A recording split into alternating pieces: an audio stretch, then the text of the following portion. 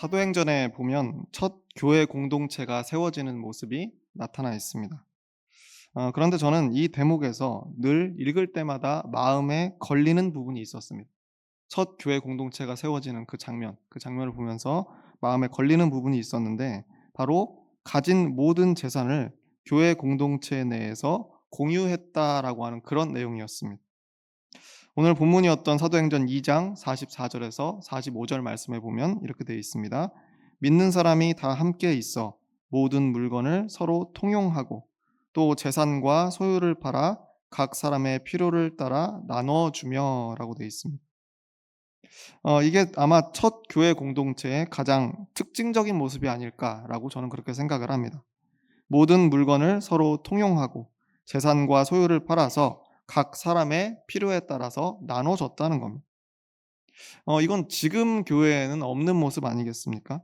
서로 교제하고 떡을 떼고 기도하고 이런 모습들은 지금 우리들의 교회 모습 속에서도 그대로 남아 있지만 이렇게 각자의 모든 재산을 다 팔아서 교회 안에서 함께 쓰는 그런 모습은 지금 현대 교회에서는 찾아볼 수가 없는 일입니다. 물론 예외적으로 있기는 있습니다. 그런 교회들이 정말 소수로 남아 있긴 하지만 이와 똑같은 모습은 아니고 그리고 대부분은 그런 이렇게 서로 재산을 공유하는 그런 공동체는 거의 없다고 볼 수 있습니다.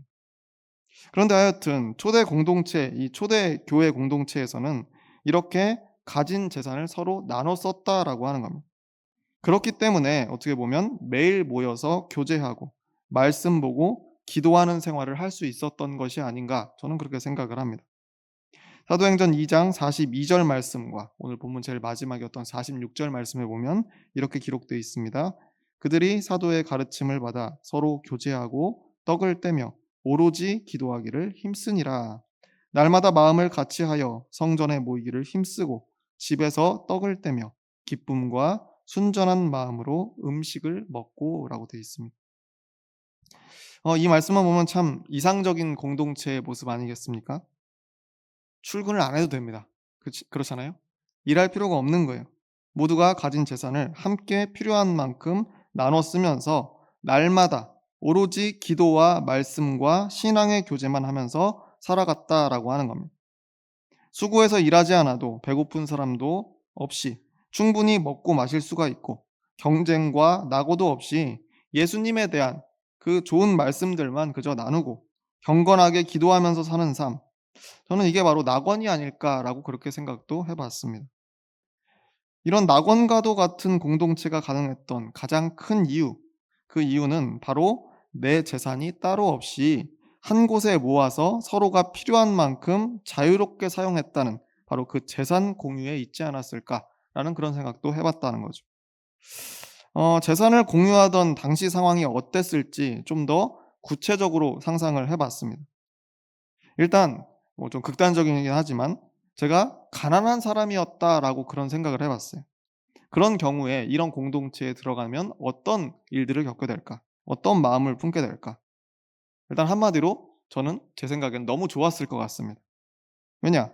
이 없는 살림에도 이 복음을 믿고 구원을 받아서 영생에 이르려고 힘들지만 겨우 결단하고 교회 공동체를 찾았단 말이에요. 그런데 이게 그 영생을 얻는 것, 은혜를 받는 것 그거 하나만 사실 기대하고 왔는데 와서 보니까 이게 웬걸. 심지어 이 부자들이 재산을 기부하고 그 안에서 모두가 평등하게 함께 나눠 쓴다라고 하는 걸 도착해서 알았다라고 한다면 이 '너무 기쁘지 않았을까.'라는 생각을 해 봤습니다. 단순히 동정해서 그러는 것이면 좀 부담스러울 수도 있겠죠. 기분이 나쁠 수도 있지 않겠습니까? 자존심이 있는데. 그런데 이렇게 서로 나눠 쓰는 것이 신앙적으로 옳다라고 하는 서로의 이 가치관의 공유와 또 그런 믿음까지 있으니까 마음도 불편하지 않았을 것이라는 생각이 드는 거예요. 그러니까 내가 만약에 상대적으로 가난한 사람이었다라고 한다면 이 재산을 공유하는 공동체를 반대할 이유가 거의 없었을 것이다라는 생각이 들었습니다. 그저 기쁘고 감사한 마음으로 이 공동체에 참여할 수 있었을 것 같은 그런 생각이 들었다는 거죠. 그런데 이제 극단적으로 생각을 해 보면 반대로 내가 만약에 부자였다. 제가 만약에 부자였다라는 생각을 해 보면 어떻게 되었을까? 여러분, 만약 평생을 고생해서 부를 쌓아서 드디어 나도 이제 남부럽지 않을 만큼 재산을 가지게 됐다라고 한번 쳐보자는 거예요. 그런데 예수의 복음을 듣고 나도 이제 구원받아야겠다. 저 복음을 믿고 구원받아야겠다 싶어서 이 교회 공동체에 합류를 했더니 가진 재산을 전부 팔아서 이 여기 있는 모든 사람들이 함께 똑같이 나눠 쓰자라고 이렇게 요구한다면 여러분 어떻게 하시겠습니까? 한치의 고민과 망설임도 없이 선뜻 내 집 문서, 땅 문서, 통장, 주식 다 내놓으실 수 있겠습니까? 조금 비약하자면 제가 만약에 어려울 적에 저한테 사기치고 도망갔다가 빈털터리가 된 사람이 이제 예수 믿고 구원받는다고 하필 이 교회 공동체에 들어와서 이제 내 재산을 함께 나눠서 같이 쓰게 된다라고 한다면 그래도 여러분 선뜻 재산을 다 놓을 수 있겠냐는 그런 질문을 드리는 겁니다. 저는 그렇게 못할 것 같아요. 솔직한 심정으로. 그냥 안 될 것 같습니다. 손이 부들부들 떨려서 안 될 것 같아요. 그런데 오늘 이 말씀대로라면 그 초대교회에는 부자를 포함한 모든 사람들이 기꺼이 자신의 재산을 내놓고 함께 나누어 썼다라고 기록된 거 아니겠습니까? 이거 대체 어떻게 이럴 수 있었을까? 어떻게 이것이 가능했을까? 물론 그 시대에는 특별한 조건이 한 가지 더 있었습니다. 그게 바로 예수님께서 십자가에 달려 돌아가신 지가 얼마 안 됐다는 겁니다. 심지어 그 예수님이라는 분은 3일 만에 부활하셨는데 이제는 아버지 하나님 우편으로 올라가 계시다가 그것도 잠깐 올라가 계시다가 머지않아서 금방 다시 오신다더라 하는 그런 소문이 파다했다라고 하는 겁니다. 그 중에서 특히 사람들의 귀를 쫑긋하게 한 소식은 부활하신 예수님, 그분이 금방 다시 오실 것인데 그분이 다시 오시면 하나님의 심판하심이 있을 것이라는 것. 그게 바로 세상의 종말이다, 세상의 끝이다 라고 하는 그 소문이 사람들의 귀를 더욱 자극했습니다. 근데 이게 매우 중요한 조건이었습니다. 세상의 끝이 얼마 안 남았다라고 하는 이 조건, 그리고 이 교회 공동체에 속해 있기만 하면 곧 다가올 하나님의 심판 속에서 구원받을 수 있다. 그 후에 영생을 누릴 수 있다. 라고 하는 이 조건, 굉장히 중요한 조건 아닙니까? 이 조건이 있으면 이야기가 좀 달라질 수 있습니다. 내가 부자라고 할지라도 평생을 어렵사리 모아서 자수성가한 부자여서 무엇보다 지금 모은 내 재산이 소중하다라고 할지라도 이런 조건이 있다라고 한다면 당연히 이 교회 공동체에 들어가야 되는 거 아니겠어요? 예수님께서 곧 다시 오시고 이 땅이 심판받아서 세상이 끝나버리면 내가 열심히 모으긴 했지만 이 재산이 무슨 소용이 있겠냐는 겁니다. 한시라도 빨리 예수 그리스도를 믿어야 되고 종말을 대비해서 구원받을 조건을 구비하는 것이 가장 급선무가 될 수밖에 없었다라고 하는 겁니다. 저는 아마 이와 같은 조건, 곧 일어날 종말이라고 하는 이 조건이 이 첫 교회에서 모두가 재산을 나눠 쓰는 생활을 하는데 결정적인 역할을 하지 않았을까 생각을 해봤습니다. 그런데 이 조건에는 한 가지 변수가 있었습니다. 바로 그 종말, 세상의 끝이라고 하는 것, 부활한 예수 그리스도의 다시 오심이라고 하는 것이 생각보다는 빨리 일어나지 않았다라고 하는 변수입니다. 이거 지금 날짜를 받아놓고 기다리는 게 아니잖아요. 몇 월 며칠 몇 시에 오신다더라 그렇게 약속하고 하늘로 떠나가신 거 아니잖아요. 곧 오실 것이라고 하는 한결같은 소문이 계속 퍼지고는 있었는데 그 곳이 대체 언제인지가 중요한 거 아니겠습니까? 곧이라고 하니까 그래 뭐 며칠 있다 오시겠지. 며칠 지났는데 안 오시니까 그래 한 몇 주 있다 오시려나? 그래도 안 오시면 몇 달 있다 오시려나? 그래 너무 몇 주는 너무 빠르지. 이제 하나님 오랜만에 뵀는데 다시 이제 내려오시려면 좀 기간이 있으셔야겠지.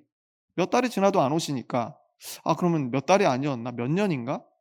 이렇게 점점 약속이 밀려가기 시작하고 마음속에 여러 가지 번민이 찾아들지 않았겠습니까? 이게 바로 변수였습니다. 그 곧이라고 하는 게 대체 언제인지를 아무도 모른다라고 하는 것이 문제였다는 거예요. 결국 곧 오시리라고 하는 그 소문은 시간이 지나면 지날수록 점점 옅어져 갔습니다. 많은 사람들이 일어나지 않는 예수님의 재림 때문에 지쳐가기 시작했다라고 하는 거예요. 그래서 베드로후서 3장 9절 말씀에 보면 이런 기록이 있습니다. 주의 약속은 어떤 이들이 더디다고 생각하는 것 같이 더딘 것이 아니라 오직 주께서는 너희를 대하여 오래 참으사 아무도 멸망하지 아니하고 다 회개하기에 이르기를 원하시느니라. 은혜의 말씀이지만 여기에 이 표현이 있죠. 주의 약속은 어떤 이들이 더디다고 생각하는 것 같이 더딘 것이 아니라라는 표현이 있습니다. 어떤 이들이 더디다라고 생각하고 있었다는 것을 우리가 여기서 힌트를 어, 얻을 수 있습니다. 교회 공동체 내에서도 이 일어나지 않는 재림과 종말 때문에 불만의 소리들이 계속해서 터져나오고 있었다라고 하는 것을 우리가 추측할 수 있다는 것. 심지어 믿지 않는 사람들의 놀림거리가 되기도 했습니다. 바로 앞에 베드로후서 3장 3절에서 4절 말씀에 이런 기록이 있습니다. 먼저 이것을 알지니 말세에 조롱하는 자들이 와서 자기의 정욕을 따라 행하며 조롱하여 이르되 주께서 강림하신다는 약속이 어디 있느냐? 조상들이 잔 후로부터 만물이 처음 창조될 때와 같이 그냥 있다 하니라고 되어 있습니다. 조롱하는 사람들이 나타나는 거예요. 곧 하나님의 심판이 있으리라고 믿고 철저하게 금욕과 절제의 생활을 하면서 가진 재산을 서로 나눠 쓰고 있었던 그 교회 공동체를 보면서 한심하게 생각했던 사람들이 있었다는 것. 그 사람들은 이제 이 재림이 점점 지연되고 종말이 안 오니까 오히려 놀리듯이 이야기했다는 것. 그들이 가진 재산으로 풍족하게 먹고 마시고 오락을 즐기면서 야, 주께서 강림하신다면서 예수님 다시 오신다면서 그 약속 지금 어디 갔어? 라고 그렇게 약 올렸다라고 하는 그런 말씀이 여기에 기록되어 있는 거예요. 이와 같은 수모를 겪을 때 특히 내가 만약 부자였다면 부자로서 교회 공동체에 내 재산 전체를 내놓았던 사람이라면 이제 곧 세상이 끝난다고 하니까 내 이 재산이 아깝기는 하지만 내가 하나님 나라에 들어가려면 이게 뭐가 중요해? 당장 내놔야겠다라고 결단하고 가서 이 내 재산을 다 공유했다 했던 그런 부자라고 한다면 이 상황 속에 얼마나 속상했을까라고 생각을 해봤습니다. 진짜 오시기는 오시는 건가? 계속 그냥 느려지는 것인가? 내가 죽기 전에는 오실까? 얼마나 의심이 들고 후회가 되었을까라고 저는 그렇게 생각을 해봤다는 거예요. 역사적인 관점에서 보자면 이후로 몇십 년이 채 지나지 않아서 교회 공동체 내에서 이렇게 사유 재산을 나눠 쓰는 전통은 더 이상 찾아볼 수가 없게 되었습니다. 고린도전서 16장 2절 말씀에 이런 기록이 있습니다. 매주 첫날에 너희 각 사람이 수입에 따라 모아두어서 내가 갈 때에 연보를 하지 않게 하라. 너희 각 사람이 수입에 따라 모아두어서 이게 무슨 말입니까? 각자가 사유 재산이 있었다는 것을 증명하고 있죠. 이 고린도 교회 이 고린도 이 전서는 이 고린도 교회에 보내는 편지 아니겠습니까? 이 편지는 아마도 서기 50년 중반 정도에 쓰여졌을 겁니다. 이때 이미 각 사람이 수입에 따라 모아둬라라고 하는 이 말씀이 통용될 수 있었다는 건 그만큼 사유 재산을 다 가지고 있었다는 거예요. 첫 교회가 우리 오늘 사도행전 말씀에서 첫 교회가 세워진 지가 아마 서기 30년 초반쯤 됐을 텐데 그럼 결국 20년이 채 되지 않아서 교회가 재산을 공동으로 사용하면서 오로지 기도하고 교제하고 말씀 보던 그 시절, 그 꿈 같은 시절은 짧게 끝나고 말았다라고 하는 것을 이 말씀을 통해 우리는 추측해 볼 수가 있다는 겁니다. 곧 재림이 일어나서 세상이 끝날이라는 기대는 점점 희미해지고 교회 공동체는 임박한 재림보다 이제는 더 먼 미래를 준비하는 형태로 바뀌기 시작했다는 거죠. 그럼 이 시점에 이르러서 우리가 만약 가난한 축에 속하는 사람이었다면 어땠을까? 물론 곧 예수님이 다시 오시리라는 기대가 좀 약해진 부분은 실망스러울 수 있습니다. 그런데 현실적으로는 사실 큰 문제는 없었을 것 같습니다. 오히려 최소 몇 년에서 십수년간은 교회의 공동재산을 통해서 이전보다 훨씬 나은 삶을 살았을 거예요. 훨씬 풍족한 삶을 살았을 거예요. 그 사이에 복음에 대한 이해는 점점 더 깊어지고 신앙적으로 성숙해질 수 있었을 겁니다. 모든 어려움이 해결된 말 그대로 낙원 같은 삶을 지낼 수도 있었겠다. 저는 그렇게 생각합니다. 비록 곧 종말이 온다는 소문이 현실로 바로 바뀌지는 않았지만 이제는 더 먼 미래를 위해서 다시 새로운 일들을 찾아가기만 하면 되는 그런 상태가 아니었을까. 그렇게 생각을 해봤습니다. 그런데 아까 말씀드린 대로 부자의 경우라면 얘기가 좀 다릅니다. 얼마나 손해봤다라는 그런 생각이 들까?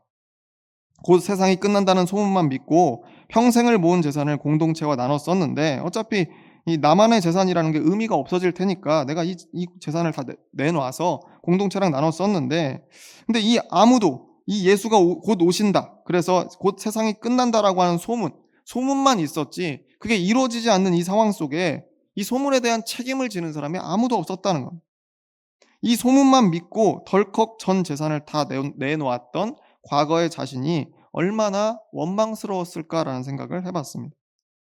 이미 써버린 재산 때문에, 재산이니까 이거 다시 회수할 수도 없고, 이제 와서 더 먼 미래를 함께 그려가기에는 이미 지금 마음의 상처가 너무 클 것 같은 그런 생각이 들었습니다. 소위 시험에 들지 않았을까, 계속 교회 공동체를 나가게 되지 않았을까라고 하는 그런 생각을 해봤습니다. 굉장히 현실적인 이야기죠. 이럴 수 있겠다라는 생각이 들지 않으세요? 오순절 성령 강림 사건이 있었고, 감격적인 첫 교회 공동체가 생겨나고, 모두의 재산을 아낌없이 나눠 쓰면서 오직 기도와 말씀과 교제에만 힘쓰던 아름다운 초대교회의 모습이 있었다고 하지만, 그 이면에는 이와 같은 그늘이 있지 않았을까라고 저는 그렇게 생각을 해봤다는 거예요. 그래서 마치 낙원처럼 그려지는 처음 교회 공동체의 모습은 실제로는 잠깐에 불과했고, 이후에 현실의 벽에 부딪혀서 여러 가지 갈등을 겪지 않았을까. 저는 오래전에 신학생 때부터 이와 같은 생각을 늘 해왔습니다. 어떻습니까? 설득이 되십니까? 제 의견에 공감이 갑니까? 그럴 것 같습니까? 저는 지금까지 그렇게 살아왔는데, 얼마 전에 뉴스를 보다가 어떤 가수가 새 노래를 발표했다라고 하는 기사를 봤습니다. 이 가수의 이름은 악동 뮤지션입니다. 여러분 아십니까? 워낙 요즘에 유명해서 잘 아시죠? 악동 뮤지션이라고 하는 이 가수가, 이 그룹이 새 노래를 발표했다라고 하는 기사를 봤습니다. 근데 그 노래 제목을 보고 제가 놀랐던 기억이 있습니다. 이 노래의 제목은 소문의 낙원이었습니다. 집에 가서 안 들어보셨으면 집에 가서 한번 들어보시길 바랍니다. 소문의 낙원. 이 제목을 읽자마자 오늘 사도행전의 초대교회의 이야기가 저는 바로 떠올랐습니다. 곧 종말이 있을 것이다, 곧 세상이 끝날 것이다 라고 하는 그 소문을 듣고 모인 사람들에게 처음 교회 공동체는 낙원과도 같은 모습이었기 때문에 그렇습니다. 물론 제 개인적인 추측으로는 이제껏 지금까지 제가 말씀드린 대로 그 끝이 비록 낙원 같지는 않았겠지만, 어쨌든 이 노래 제목 자체가 굉장히 특이한 제목이잖아요. 소문의 낙원이라고 하는 이 제목. 이 제목을 보자마자 굉장히 반가운 마음이 들었다는 거예요. 그래서 얼른 노래를 들어봤는데 이 가사를 들으면서 한참을 멍해 있었습니다. 몇 구절만 제가 읽어드리겠습니다. 잠깐 앉아요. 따뜻한 스프와 고기가 있어요. 소문의 낙원, 우린 모두 그곳을 찾아 떠나왔죠. 악동 뮤지션 노래 중에 있는 이 소문의 낙원이라고 하는 이 노래 중에 있는 가사입니다. 저는 여기서 첫 마디를 듣자마자 5글자가 마음에 딱딱딱 새겨졌습니다. 잠깐 앉아요.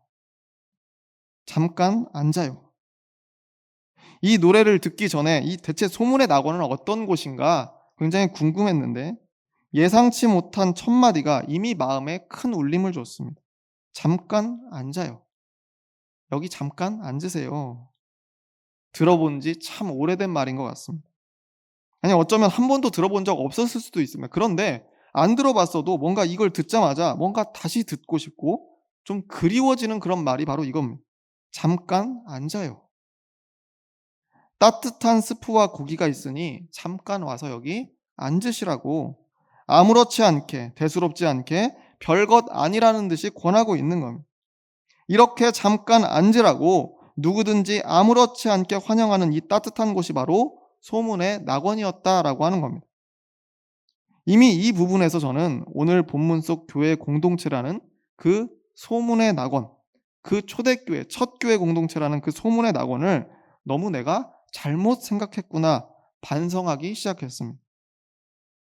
종말이 어떻고 영생이 어떠고 하는 그 좀 무거운 조건들만 저는 가지고, 현실적인 조건들만 가지고 그렇게 생각을 했는데, 이 노래 가사를 듣고 나니까 그 삭막한 먼지 날리는 유대 땅에서 이런저런 사정을 가지고 지쳐있는 사람들에게 그저 따뜻한 스프 한 그릇 건네면서 잠깐 앉으라라고 할 수 있는 그런 공동체가 초대교회였을 수 있겠다라는 생각을 해보게 되는 거예요. 아까 읽었던 오늘 본문 마지막 절인 사도행전 2장 46절 말씀을 다시 읽어보면 좋겠습니다. 함께 읽겠습니다. 시작. 날마다 마음을 같이하여 성전에 모이기를 힘쓰고 집에서 떡을 떼며 기쁨과 순전한 마음으로 음식을 먹고. 아멘. 저는 이제까지 신학생 시절부터 지금까지 이 말씀을 보면서 이거는 부자들이 재산을 내어놨기 때문에 가능한 일이다. 그것을 나눠 쓰면서 삶에 대한 걱정이 없었기 때문에 가능한 일이다. 라고 그렇게만 생각해 왔습니다. 그런데 이 노래 가사를 듣고 다시 이 구절을 읽어보니까 기쁨과 순전한 마음으로 음식을 먹고라고 하는 대목이 더 크게 저에게 다가왔습니다. 다른 조건 없이도 충분히 그 자체로 기쁨과 행복이 충만한 공동체였구나라고 하는 것을 이제야 깨닫게 되었다는 것. 그리고 이 소문의 낙원이라고 하는 이 노래에는 이런 가사가 이어집니다. 소문의 낙원, 누군가 비웃으면 난 더 힘내요. 누군가 비웃으면 난 더 힘내요. 저는 아까 만약 제가 초대교회에 속한 부자였으면 너 종말을 진짜 믿었어? 라고 하는 그 비웃음 때문에 상처받고 시험 들어서 교회를 떠났을 것 같다라고 그렇게 말씀드렸는데, 이 노래 속에서는 누군가 비웃으면 더 힘을 낸다라고 쓰여져 있다는 거예요. 소문의 낙원에 있는 사람은 그렇게 한다는 거예요. 누군가 나를 비웃으면 오히려 더 힘을 낸다. 초대교회에는 종말의 소문을 믿고 모았던 재산들을 다 내놓았다가 막상 종말이 오지 않아 낭망하고 떠난 사람들이 많았으리라고 저는 그렇게 생각했는데, 그렇지 않았을 수도 있겠구나, 그렇게 생각을 고치게 되었다는. 비록 재산은 다 흩어졌을지 모르지만 그 안에서 더 귀한 가치를 깨닫고 재물에 대한 집착으로부터 해방된 사람들을 이제야 제가 상상해 보게 되었다라고 하는 겁니다. 그리고 이어지는 가사에 이런 부분이 있습니다. 떠나야지만 알 수 있는 게 있죠. 우린 모두 그곳을 찾아 떠나왔죠. 이 부분은 마치 제 귀에다가 직접 대고 불러주는 그런 가사 같았어요. 떠나야지만 알 수 있는 게 있다. 그러고 보니까 나는 떠나보지도 않았으면서 다 아는 것처럼 경솔하게 그렇게 생각했구나. 이 소문의 낙원이라고 하는 곳은 그곳에 가기 위해서 내가 손에 꽉 쥐고 있는 모든 것들을 과감히 내려놓고 떠나는 결단을 할 때야 비로소 그 진가를 알 수 있는 것인데, 나는 그것을 놓지도 않으면서 떠나지도 않았으면서 그 교회가 어땠겠거니, 그 교회는 상처받은 사람들이 많았겠거니 그렇게 넘겨짚었다라고 하는 겁니다. 저는 그렇게 떠나보지도 못했으면서 현실적인 조건들을 여전히 손에 꽉 쥐고 놓지도 못했으면서 이 초대교회 공동체가 아마 상처받은 사람들이 너무 많을 거야. 부자일수록 더 손해봤다는 생각에 시험 들어서 다 뛰쳐나갔겠지. 소문의 낙원이라고 하는 것이 아름다워 보여도 다 그만큼 어두운 그늘이 있었을 거야. 세상적으로만 생각했다라고 하는 거죠. 마치 속물처럼. 그리고 마지막으로 제가 소개할 가사 한 줄에 이렇게 기록되어 있습니다. 겁쟁이는 절대 모를 세상이 있죠. 소문의 낙원에 나오는 가사입니다. 겁쟁이는 절대 모를 세상이 있죠. 내가 겁쟁이였구나. 초대교회 공동체를 부정적으로 바라봤던 내가 겁쟁이였구나.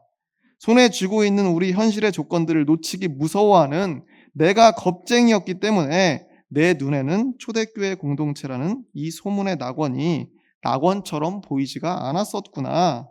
깊은 반성을 해보게 됐다는 겁니다. 그러고 나니까 이 목사가 된 지가 저도 벌써 15년이 다 돼가고 있습니다. 이 시점에 이렇게 되어서야 비로소 교회란 무엇인가에 대해서 다시 한번 생각해 보게 됐습니다. 교회란 무엇인가? 교회 공동체는 대체 무엇인가?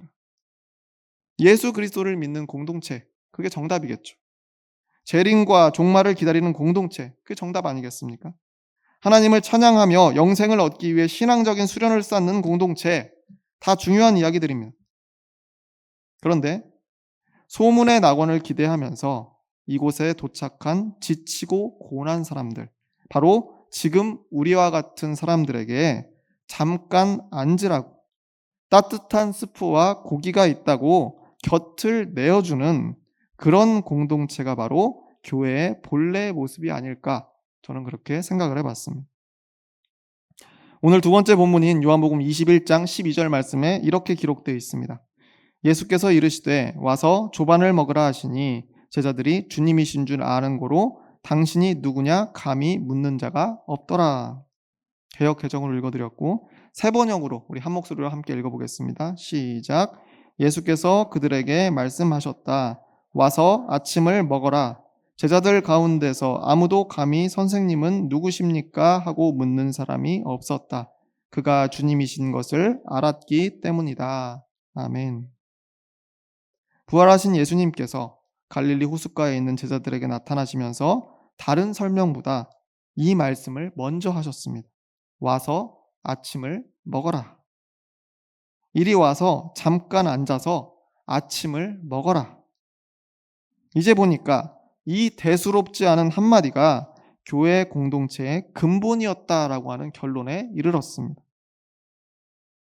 바라기는 우리 갈보리 교회가 이와 같은 근본을 잃지 않는 공동체가 되기를 바랍니다. 힘든 삶에 지치고 쇠한 영혼들이 용기를 내어서 이곳에 찾아올 때 여기 좀 잠깐 앉으라고 먼저 말을 건넬 수 있는 그런 공동체가 되기를 바랍니다. 복잡한 이론도 중요하고 고결한 신앙의 수련과 실천도 우리 놓칠 수 없지만 가장 먼저 서로의 마음을 위로하며 곁을 내어주는 사랑의 공동체가 되기를 바랍니다. 그래서 이곳에서 갈보리 교회, 이 갈보리 교회라고 하는 이곳에서, 이 공동체에서 소문의 낙원을 경험하는 저와 여러분이 모두 되시기를 주의 이름으로 축원합니다. 기도하겠습니다.